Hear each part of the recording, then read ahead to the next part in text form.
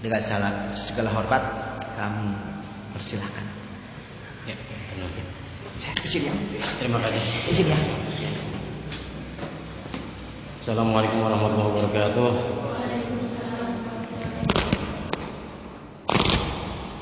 Alhamdulillahilladzi ahalla nikah wa harrama syirka wa nadaba ilaih.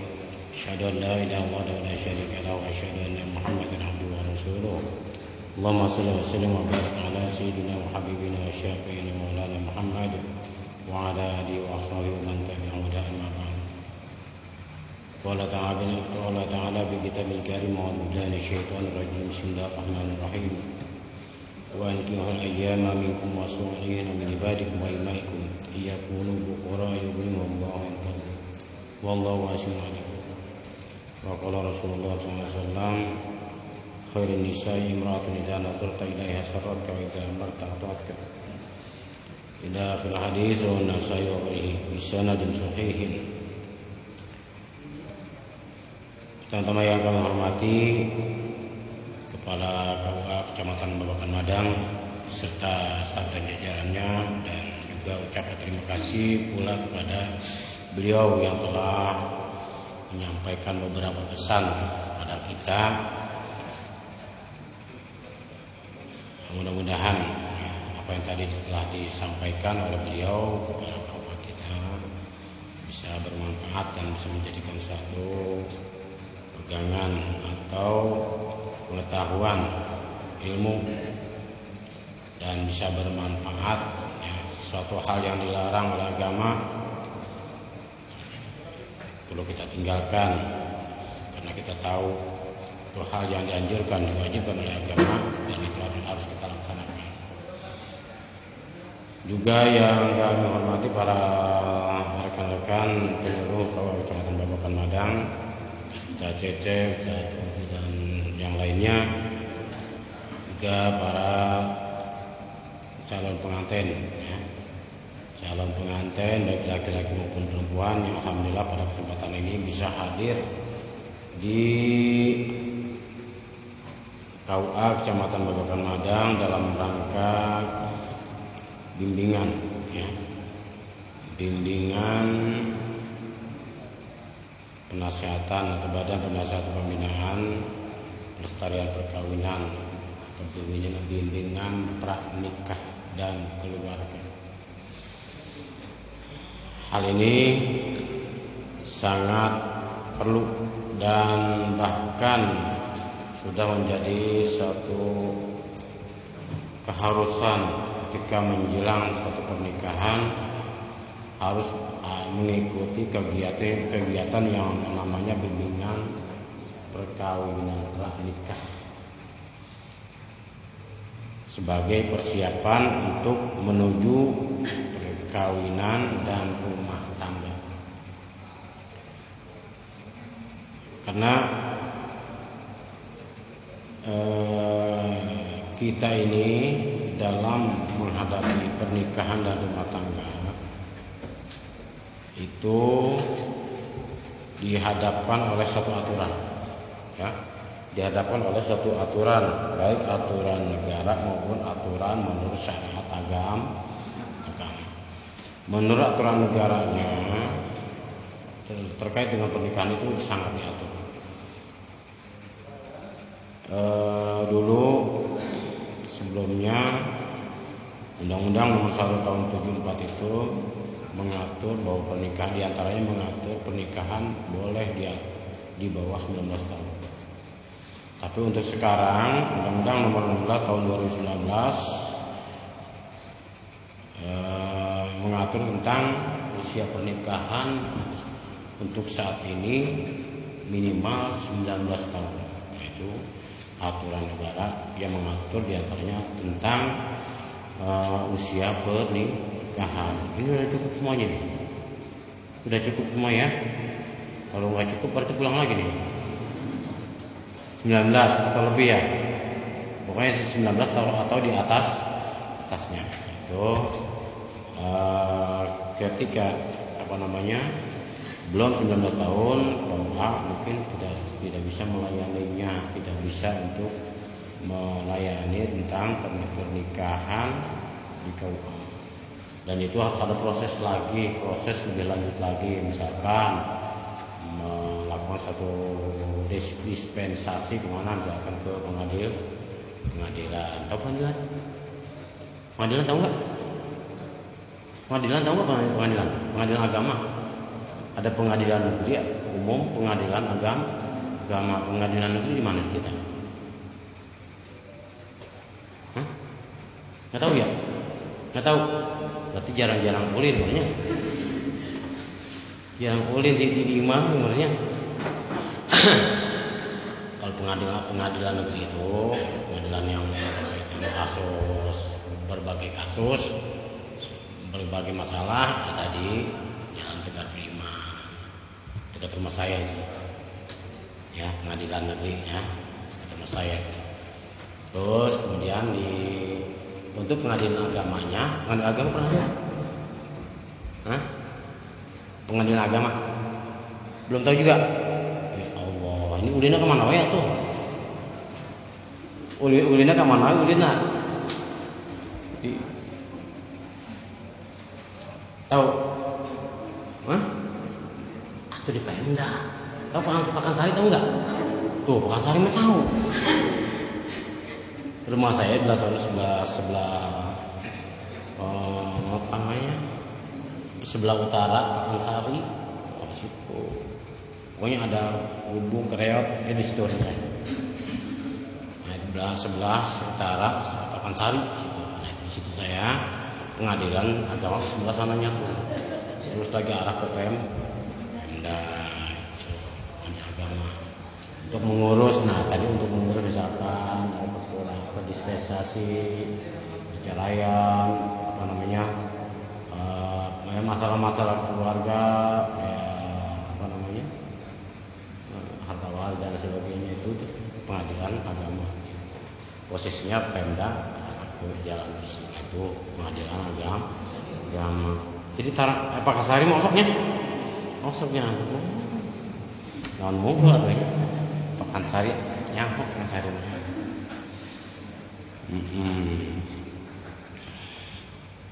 Nah itu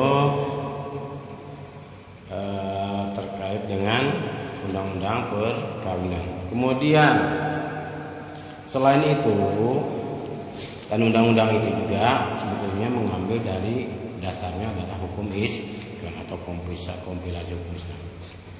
Kemudian diproses sehingga menjadi undang-undang negara. Selanjutnya bahwa yang kedua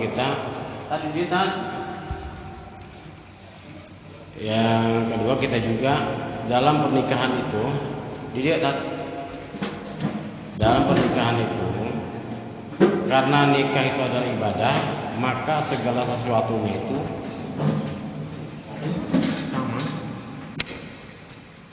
karena nikah itu ibadah, maka segala sesuatunya itu harus sesuai dengan tata cara ibadah atau sesuai dengan yang disyariatkan oleh agama. Nikah, naon sih nikah teh?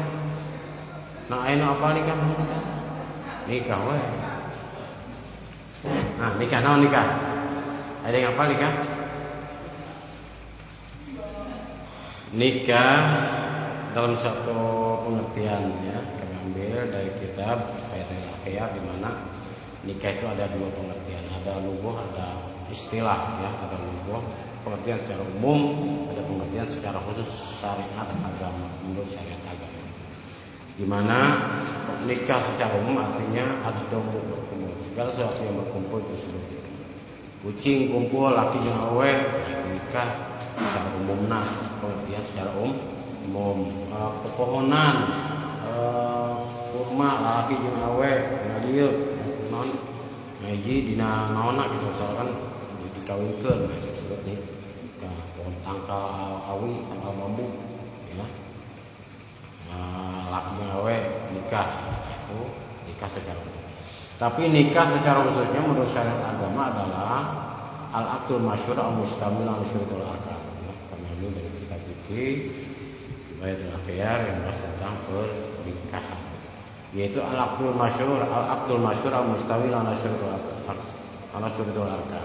Satu akad yang masyhur Di dalamnya meliputi syarat dan rukun.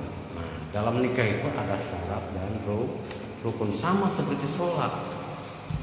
Ya, nikah itu sama, nikah itu ibadah, sehingga dalam perkara yang dilengkapi itu sama seperti di dalam melengkapi, seperti sholat harus dilengkapi. Ada syarat, ada rukun, cuma beda-beda. Ya, ada perbedaan antara sholat dan nikah. Beda. Yang jelas itu ada syarat, ada rukun. Kemudian kalau kita lihat sholat, syaratnya apa? Sholat? Di antara syarat sah sholat itu di antaranya apa? Itu suci dari hadas kecil dan hadas besar. Hadas kecil dihilangkannya dengan cara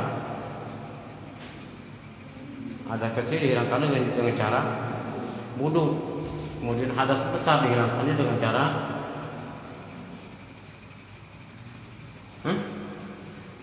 tarang ngaji berarti ya. Nyawa tarang ngaji ya. Ragu-ragu jawabnya. Ya, hadas besar menghilangkannya dengan cara mandi. Mandi apa? Mandi wajib atau mandi junub. Nah, berarti kudu ngaji berarti ya. Kudu mengaji dia. Jadi nanti untuk selanjutnya kudu banyak ngaji ya. Jangan malu-malu, apalagi ini mau menghadapi pernikahan. Pernikahan itu punya tujuan pernikahan yang sakinah, mawaddah, warahmah, keluarga yang solehah. Untuk membentuk hal itu, sakinah, mawaddah, warahmah, keluarga solehah, dari mana? Kalau bukan dari dasar agama. Untuk membentuk sakinah, mawaddah, warahmah dan keluarga yang soleh itu dari agama. Dimulai dari mana? Apa dari anak atau dari kita? Dari kita. Bagaimana kita bisa membentuk keluarga soleh-solehah? Kitanya sendiri enggak berusaha untuk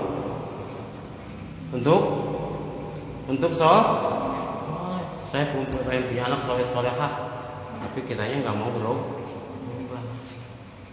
Ketika anak tidak soleh atau tidak solehah, tahu nggak akibatnya? Akan berakibat kepada orang tuanya. Kira-kira kebayang nggak? Kebayang nggak kalau ketika kita punya anak nggak soleh, nggak solehah, kebayang nggak akibatnya? Dan itu akan merepotkan kita. Segala sesuatu yang kita tanamkan atau kita tidak tanamkan, kita biarkan seadanya, kita tidak berusaha, maka akibat itu akan kembali pada diri kita. Anak banyak kasus urusan polisi, orang tuanya bawa nggak? Bawa. Akibat orang tuanya lalai. Atau dia nggak mau, bukan lalai, nggak mau misalkan ugah ngurus anak, dina urusan agama, urusan akhlak dan sebagainya. Untuk nggak membentuk usaha, nggak disuruh ngaji, nggak disuruh sholat, diantepin we. Tapi akibatnya akan kembali memaksa diri kita untuk mengurusi, dan bahkan kita juga bisa terlibat. Itu konsekuensi pernikahan harus siap jadi ibu, siap jadi bapak, siap membimbing dan lahir batin buat anak-anak kita. Siapin, pada siap.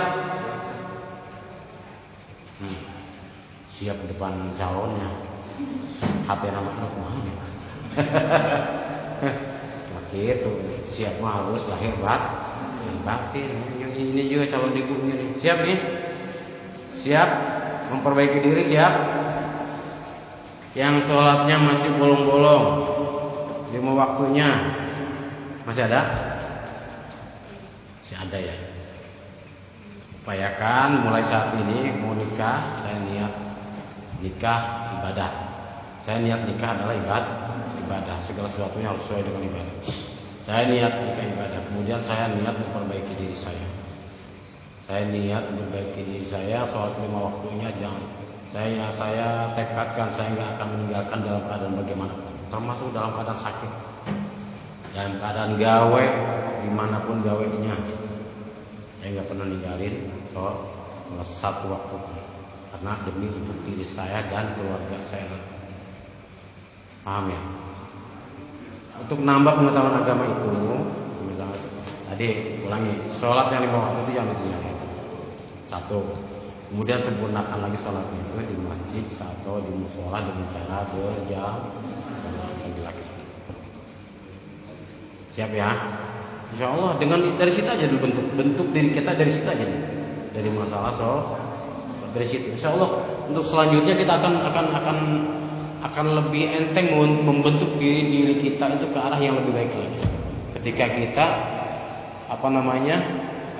menepati kewajiban kita, menjalankan dan menepati kewajiban kita, terlebih menyempurnakan kewajiban kita sholatnya 5 waktunya. Pertama penuhin dulu 5 waktunya, jangan sampai ada yang bolong dalam keadaan bagaimanapun. Kesiangan pun biarin, sholat aja kesiangan, jangan kesiangan.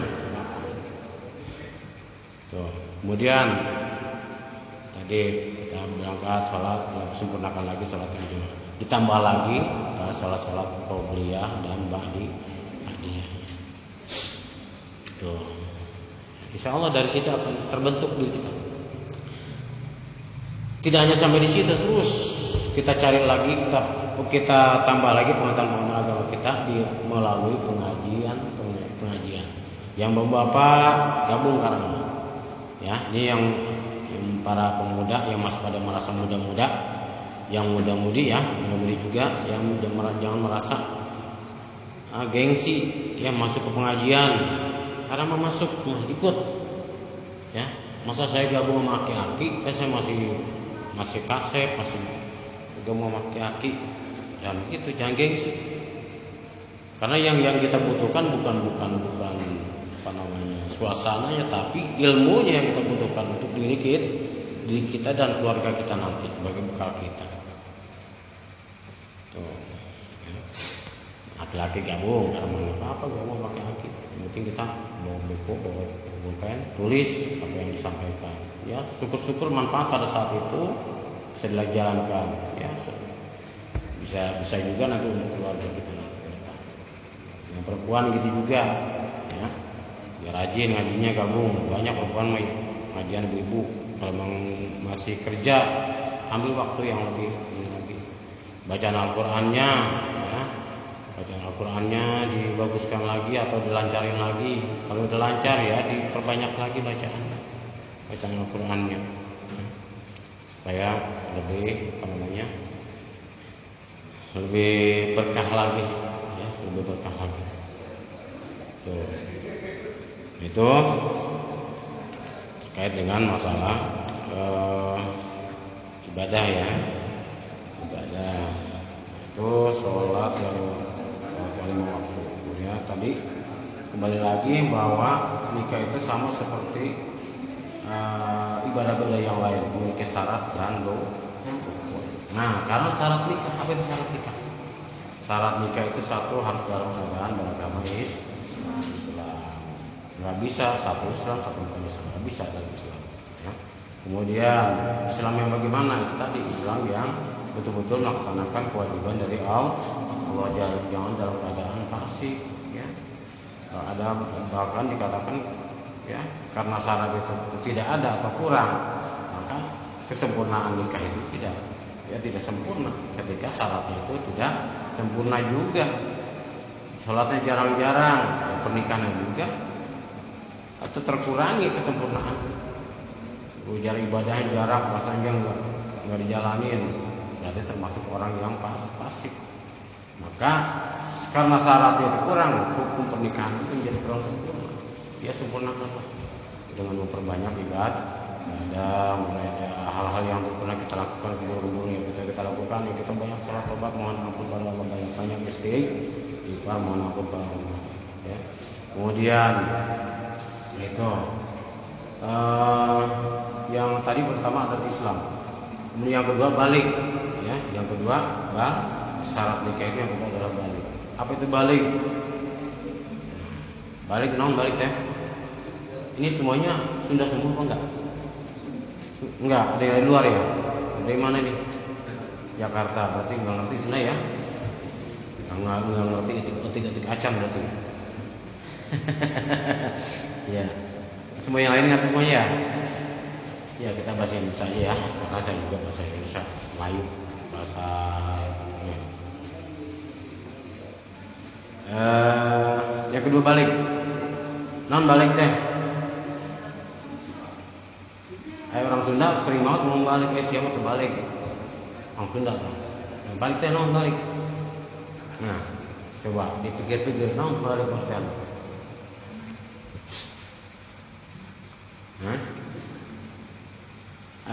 Ciri-ciri balik bagi laki-laki. Ini kira-kira udah balik belum nih? Jangan mau balik, belum balik ya? Ditanya balik nggak tahu. Jangan mau balik ya?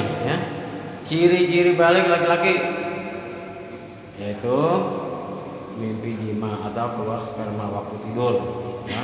Mimpi basah itu ciri-ciri balik laki-laki. Maka ketika itu saat itu dia jatuh atau dia jatuh menjadi orang yang mukallaf, orang yang sudah berkewajiban melaksanakan hukum-hukum Allah. Ya, itu orang balik. Dan biasanya usia secara umumnya adalah 15 tahun. Sama Muhammad syarat sanatan. Sempurna 15 tahun. Sebelum 15 tahun dia sudah mengalami mimpi basah, maka dia jatuh menjadi orang yang mukallaf, orang yang wajib melaksanakan hukum Allah. Yang wajibnya harus dilaksanakan, yang dilarangnya harus ditinggalkan. Ketika dilanggar dari kedua hal ini, maka hukumnya berdosa. Ketika dia belum balik, hukum Allah ini, apapun yang dilakukannya masalah. Ya. Misalkan dia belum balik, meninggalkan sholat 5 waktu, boleh nggak? Belum balik meninggalkan sholat 5 waktu, boleh nggak? Belum balik meninggalkan kewajiban dari Allah, meninggalkan sholat, boleh nggak? Hah? Nggak yakin lah. Nah ini pentingnya ngaji supaya yakin apa yang kita punya patokan, punya prinsip ya dalam masalah agama mana yang wajib, mana yang sunnah, mana yang haram. Jadi kita punya jalan, punya patokan, punya real ya. Jalannya kita di dunia ini punya patokan atau punya real, sehingga jalan itu betul-betul punya keyakinan. Lempeng aja. Terus satu tujuan gitu ya. Hidup mah harus punya prinsip. Apa hukum-hukum Allah? Itulah yang kita telusuri. Yang Allah perintahkan kita jalankan. Yang Allah larang kita tinggalkan. Tinggal mengetahui itu aja. Ya. Itu. Bakal calon orang tua itu harus bisa membimbing anak-anak. Ya, harus bisa membimbing anak-anak kita. Ya. Jadi anak yang belum balik meninggalkan sholat 5 waktu boleh nggak? Dosa nggak? Nggak dosa karena dia belum balik. Kalau yang sudah balik dosa ya, karena dia sudah balik meninggalkan sholat yang 5 waktu. Balik semua ketika meninggalkan sholat 5 waktu, tanggung nanti akibatnya. Ya, kalau nggak memohon ampun kepada Allah. Melakukan sesuatu yang diharamkan Allah, orang yang belum balik. Ya, orang yang belum balik. Tadi orang yang belum balik itu bagi laki-laki dia belum mengalami mimpi basah dia di bawah 15 tahun. Ya. Dia melakukan hal yang diharamkan Allah, minum minuman keras, belum balik. Dosa enggak? Belum balik dosa enggak? Ini kudu tahu ini calon-calon orang tua, calon bapak, calon ibu kudu tahu buat nanti ketika anak-anak kita, buat anak kita nanti. Jadi selain untuk diri kita dulu, nanti ke depan untuk anak kita. Batasan-batasan hukum yang harus dilakukan oleh anak, yang harus dilakukan dan harus yang ditinggalkan. Harus tahu. Ya, ini buat kita nih. Ya, sebagai calon pengantin yang akan menikah, yang harus tahu batasan-batasan apa itu balik sebagai syarat daripada pernikahan. Jadi belum orang yang belum balik melakukan sesuatu yang diharamkan Allah, minum minuman keras, dosa enggak? Dosa yang belum balik. Bingung kan? Bingung jadinya. Coba ada jawabannya, silakan. Silakan. Yang belum balik dosa enggak melakukan yang diharamkan Allah, minum-minuman keras. Judi misalkan, judi udah ngapi bocah anak belum balik di bawah 12 tahun, 10 tahun, 9 tahun udah ngerti judi, dosa itu besar. Ini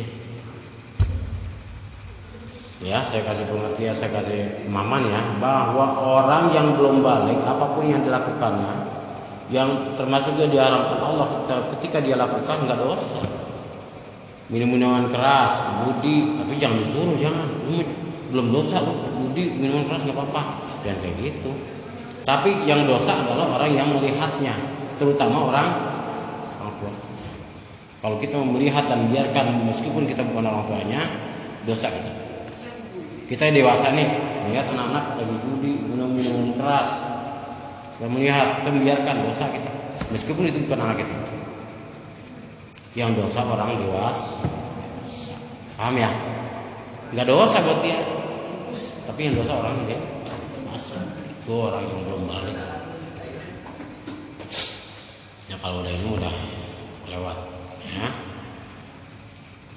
Itu balik. Kemudian jika sudah balik, kewajibannya adalah menutup aurat. Aurat laki-laki batasannya dari mana-mana. Aurat laki-laki, batasan aurat laki-laki harus tahu nih, batasan aurat laki-laki mata kaki.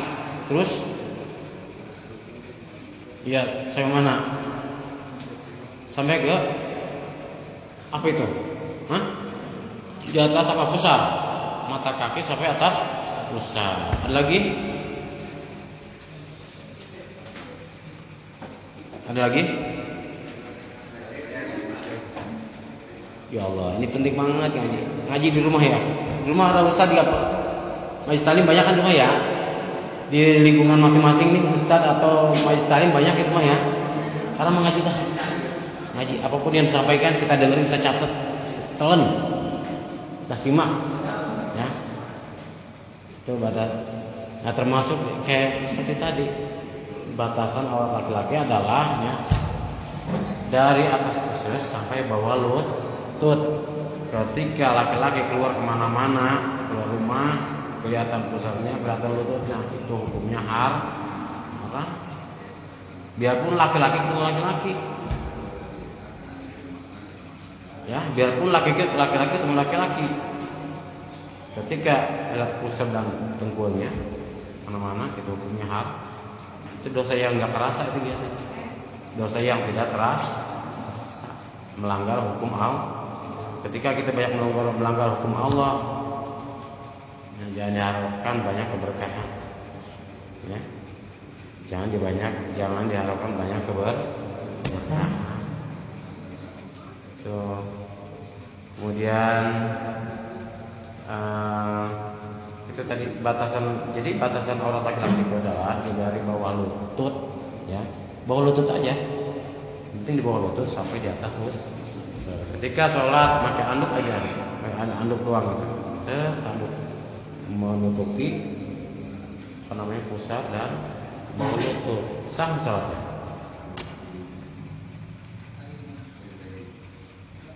Sholatnya sah nggak? Habis baterai.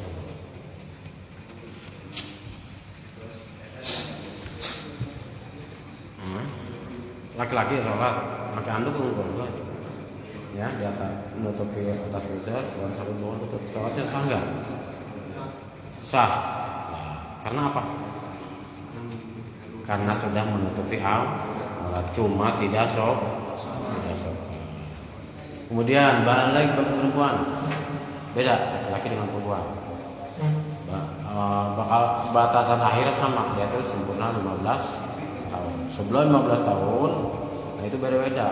Balik bagi perempuan ada yang paling muda itu 8 tahun. Ada kan 8 tahun ya? 4 tahun, 9 tahun sampai seterusnya sampai 5 tahun. Itu ciri-ciri baliknya adalah menstruasi. Nah, dalam menstruasi itu darah menstruasi itu ya artinya dalam menstruasi adalah keluar darah. Tidak setiap keluar darah itu menstruasi. Ya bagi perempuan ya, laki-laki enggak. Ada yang ngalamin juga. Ya. Darah yang keluar dari perempuan itu enggak semuanya bentuk menstruasi. Menstruasi itu batasannya paling lama berapa? Paling sedikit berapa? Paling lama berapa? Paling lama 14 hari. Udah mengalami? Udah. Ya. Terus paling ada lagi yang lain? Paling lama berapa mengalami? Minggu, 3 hari, 3 hari ya. Terus ya itu. Paling lama 15 hari dalam ketetapan fikihnya. Ya, dalam ketetapan fikihnya. Fikih itu ya tentu sesuai dengan kodrat manusia. Dalam ketetapan fikihnya adalah bahwa menstruasi itu paling lama itu adalah 15 hari. 15 hari. Mas paling sedikit berapa? 3 hari. Paling sedikit berapa? Berapa lama?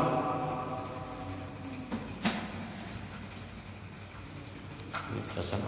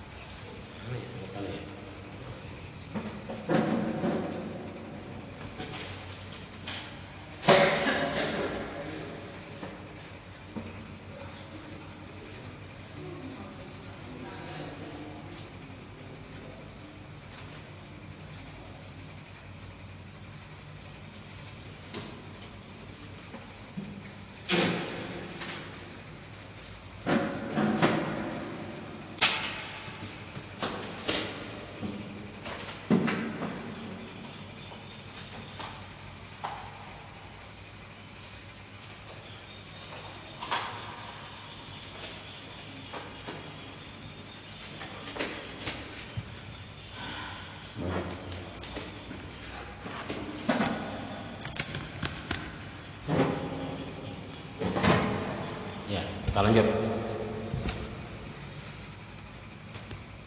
Kembali lagi ke masalah balik bagi wanita dengan ciri-ciri menstruasi. Menstruasi itu adalah keluarnya darah kotoran ya, dari perempuan. Kemudian tidak semua darah itu menstruasi. Nah tadi paling sedikit, paling lama tadi 12 hari, paling sedikit 3 hari atau 4 hari. Nah dalam fikih tidak seperti itu. Dalam ketetapan fikihnya adalah bahwa paling sedikitnya menstruasi adalah 1 tetes. Bukan sehari, bukan 2 hari, tapi 1 tetes. 1 tetes kita yakin bahwa itu adalah menstruasi dalam maka kita yakin hukumnya. Ketika sudah asad atau nggak keluar lagi kering, maka kita berkewajiban mandi dulu dan langsung sholat. Jangan ditunda-tunda, ya, jangan ditunda-tunda. Sholat langsung, jangan diambil alasan, saya menstruasi tadi, kan? Jangan diambil alasan. Jangan ngaku-ngaku ke orang-orang sholat, saya menstruasi men. Jangan dijadikan alasan, karena itu urusan kita dengan Allah. Urusan kita dengan Allah nggak akan hilang catatan itu, ya. Jangan jangan mencari-cari alasan, jadikan alasan. Ketika kita tadi menstruasi, tetes atau 1 jam atau 2 jam misalkan, ya, menstruasi, ketika kering dan nggak keluar lagi, maka itu kita berkewajiban mandi junub, ya. Kemudian laksanakan Salat yang wajib 5 waktu. Paham ya? Ini perempuan jangan sampai ngakal-ngakal ini perempuan. Ya, dan laki-laki juga harus paham juga tentang keadaan perempuan, kapan dia main dan berapa lama dia menstruasi.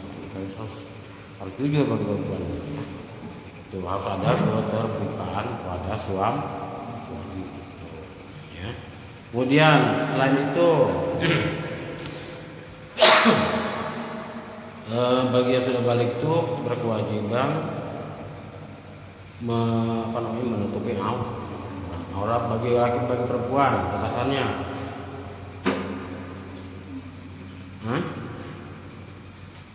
Batasan aurat perempuan dari ujung rambut sampai ujung kaki kecuali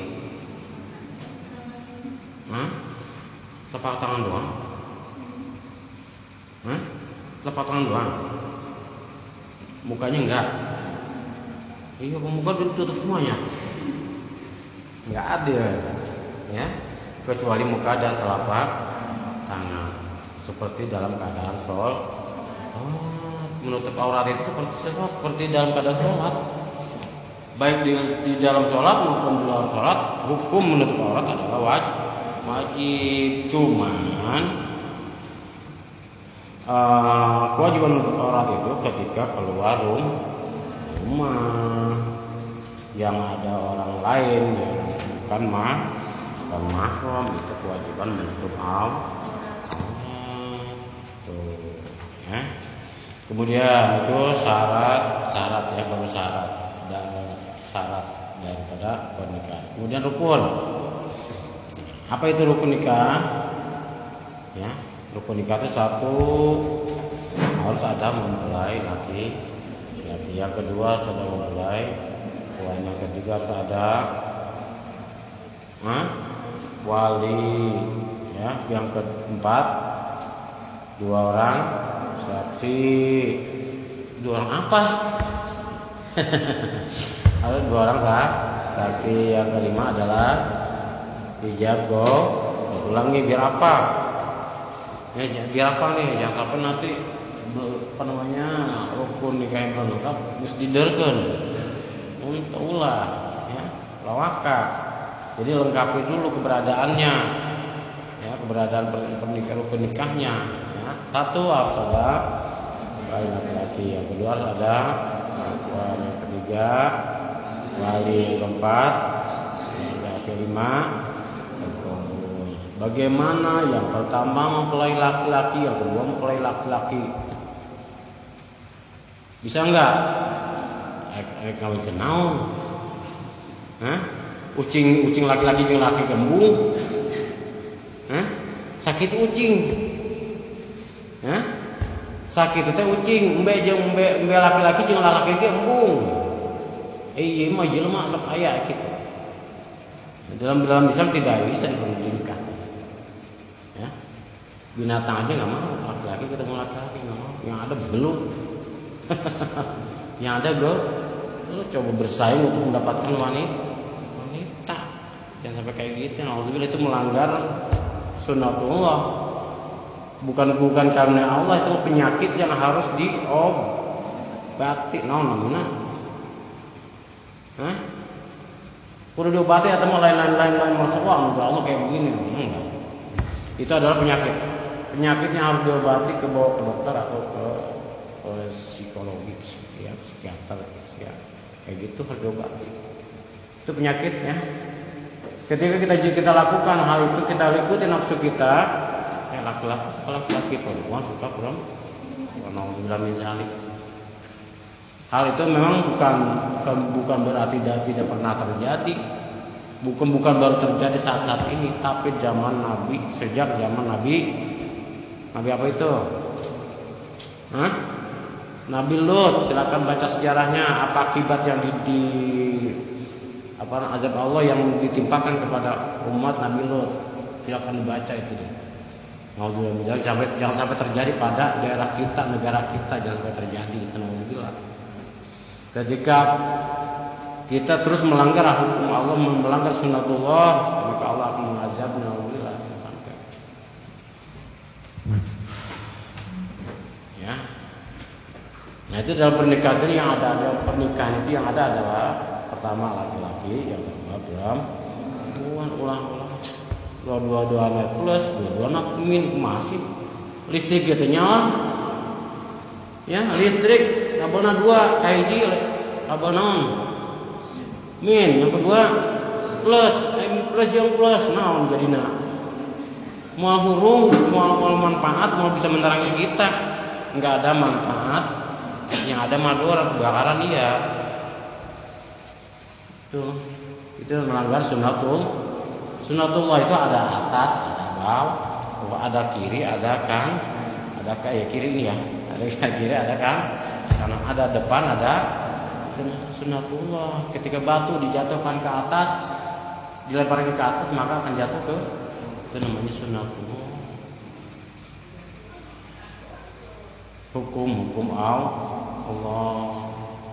Laki-laki, wa khalaqnakum azwaja, kami ciptakan kamu semua itu adalah pasang-pasangan. Yang disebut pasang-pasangan, kanan dengan kanan, apa kiri dengan kiri.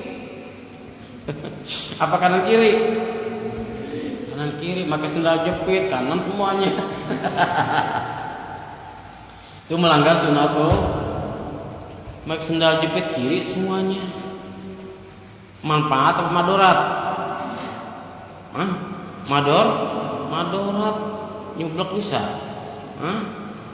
Pakai sendal sepatu kiri semua. Ya. Keserimpet kalau bahasa orang sehari keserimpet. Nah, dia Sunda nanti keserimpet dan naon? Keselip. Pabelit. Iya, pabelit. Iya, keserimpet dengan bahasanya. Tuh, mau bisa jatuh. Dia lari pun nggak akan maksimal, jalan pun nggak akan maksimal. Madorat. Ya, susah, nyusahin. Ya. Nggak akan nyaman, nggak senang. Ya. Diazab Allah naudzubillah. Ketika umat Nabi Lut melanggar sunnatullah seperti tadi itu, ya, dalam kisahnya, dalam satu kampung itu bukan berarti Nabi Lut tidak memberikan pengetahuan, tidak memberikan pengertian tentang perbuatan itu adalah diazab Allah. Tapi mereka yang terus melanggar, maka azab Allah menimpakan kepada umatnya. Dihempaskan pasir, diratakan semuanya, sehingga seperti tidak ada kampung. Jaga diri kita, ya, diri kita jaga. Diri kita, suami kita, ya, anak-anak kita, jaga dari perbuatan-perbuatan, perilaku yang mengarah ke sana. Banyak orang mungkin tahu kerjaan yang mengarah ke sana. Kita cari kerjaan yang lebih baik. Kita cari kerjaan yang lebih baik, yang lebih berkah, yang lebih mendatangkan manfaat dunia akhirat. Ya, itu tadi rukun ya, rukunnya semuanya jadi 51, mempelai laki-laki, 2 mempelai perempuan. Yang ketiga adalah wali. Siapa itu wali? Wali bapak kandung. Apa? Jangan sampai bapak angkat. Kayak tadi itu disebutkan tadi disampaikan oleh bapak kepala KUA tadi. Jangan sampai bapak angkat, bapak kualon bahasanya. Bapak tere dijadikan wali, jangan sampai kayak gitu. Atau bapak hanya nasab saja, bapak hanya dalam genetiknya saja, darah dagingnya, tapi bapak melanggar hukum. Bapak yang di luar prosedur. Bapak yang di luar prosedur. Apa itu? Anak yang sudah berada dalam dalam perutnya ibunya, tapi dalam keadaan belum menikah, itu bapak di luar prosedur namanya. Kayak gitu nggak bisa jadi wali. Paham nggak? Bapak di luar prosedur. Anak sudah di dalam perut, sudah dihamilkan, ya, tapi dia belum dalam keadaan belum nikah. Itu jangan sampai jadi bapak, jadi wali, itu nggak sah itu nikahnya itu. Ya, jangan sampai karena gengsi ditutupin, udah ini bapaknya. Jangan kayak gitu. Demi pernikahan itu dijalani untuk selamanya, bukan untuk sehari dua hari, bukan hanya untuk menutupi aib hanya hari itu. Dengan cara yang lain banyak. Ya kita ngobrol aja misalnya kepala Pak, kondisi saya gini.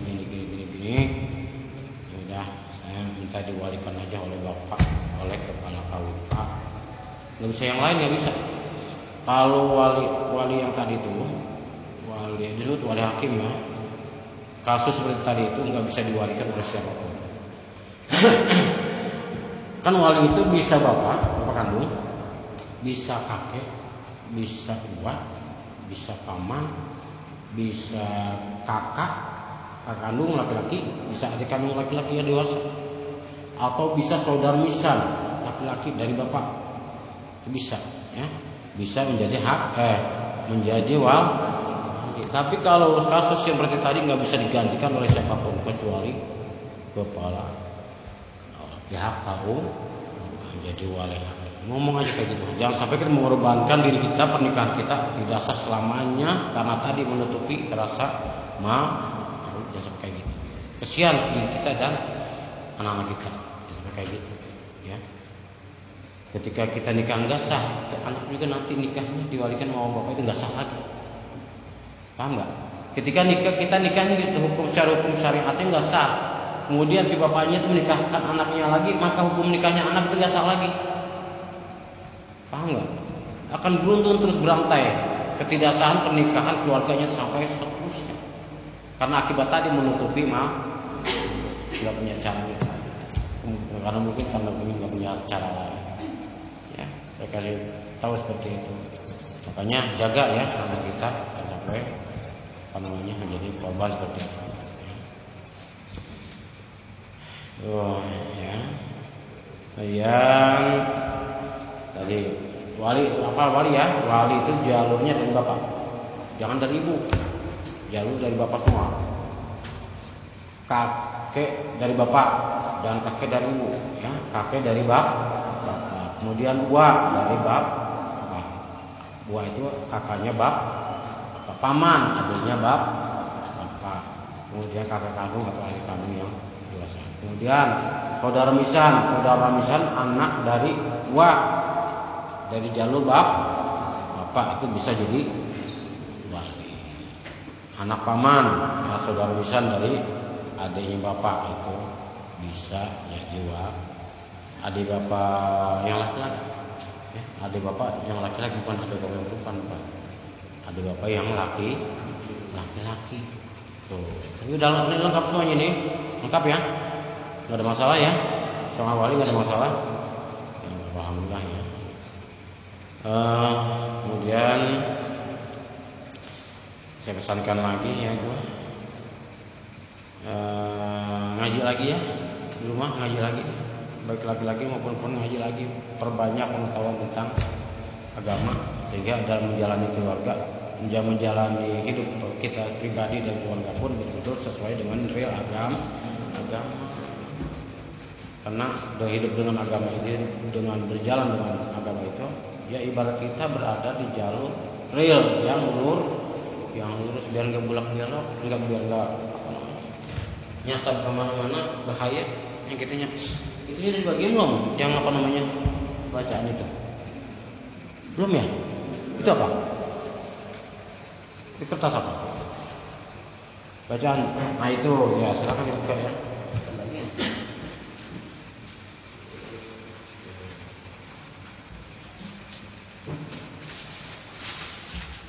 Di sini ya.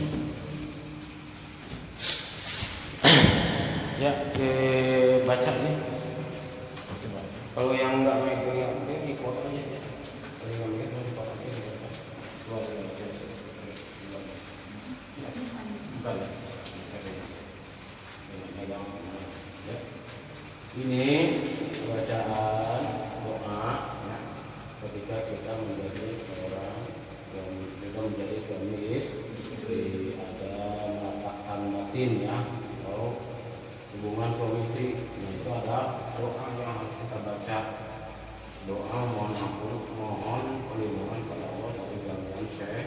Karena setan itu mengganggu sesuatu dulu manusia. Ya, termasuk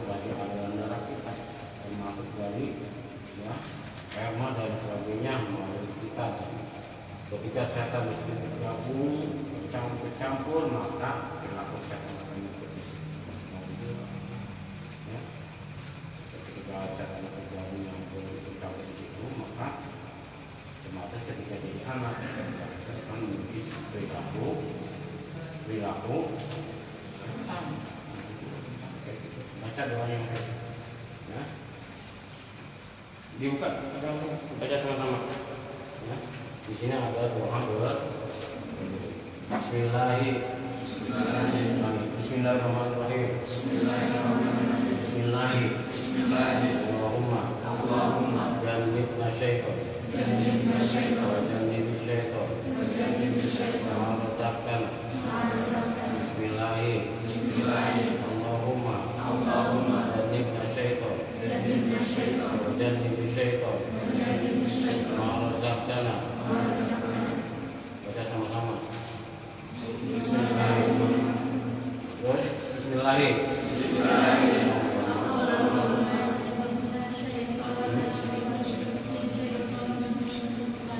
Artinya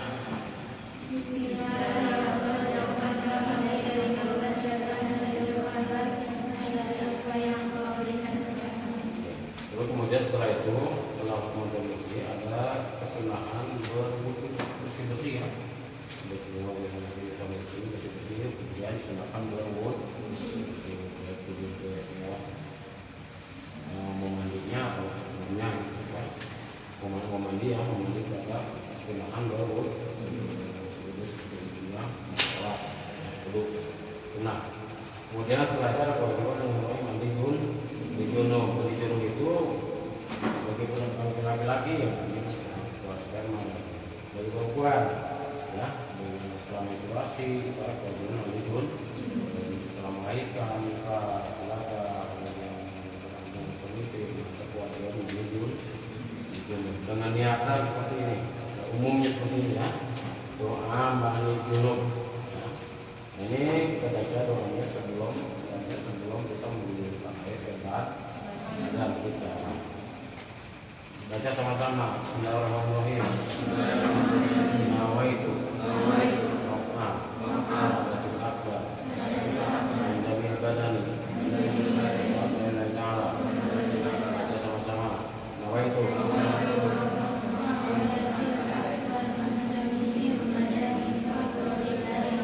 artinya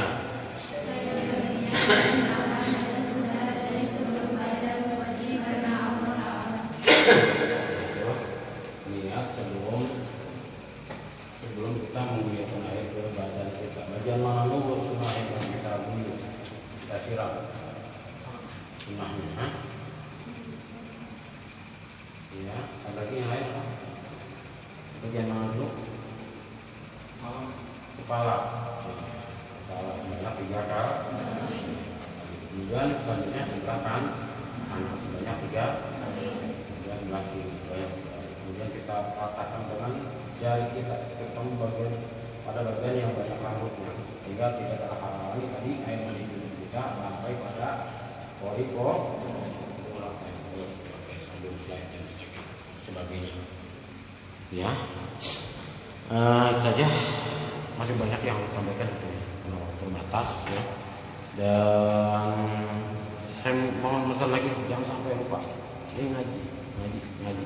Siap ya ngaji ya. Ngaji di rumah. Ustaz aja banyak di rumah yang ngaji lagi kan. Jangan bosan-bosan, jangan jemu-jemu, jangan bosan. Terus lah. Ya, ngaji dalam keadaan ya kita sibuk sesuai kita sempetin. Kita sibuk siangnya gawe, ya kita datang. Malamnya siangnya gawe, malam kita ada pengajian ya kita. Kan enggak tiap hari kan, paling ya seminggu sekali 2 kali ya. Kali seminggu seminggu sekali 2 kali. Pengajian kita hadir. Ya penting kita duduk hadir. Kita ngantuk banget ya, kita tidur supaya kita membiasakan diri aja. Kita ngantuk banget gawe tadi kita tidur aja nyender. Yang penting kita hadir dulu. Untuk menunjukkan ya menjalankan kewajiban kita mencari ilmu. Dari situ aja kita udah berpahala. Tidurnya aja udah terlebih kita mendapatkan ilmu ketika itu. Ya, perempuan juga sama. Ya. Ketika gawe sibuk kita atur lagi waktu, kita cari waktu ngaji yang bisa bisa kita ikuti. Sebetulnya masih ada mungkin ada yang harus saya jangan lupa dulu ya. Dan dari saya kurang lebihnya mohon maaf, dan saya doakan semoga diberikan pelajaran dalam segala urusannya, menjadi keluarga yang sakinah mawaddah warahmah, keluarga yang soleh solehah. Ya, Assalamualaikum warahmatullahi wabarakatuh. Jangan lupa dulu kalau ada masih ada yang disampaikan, nanti sebelum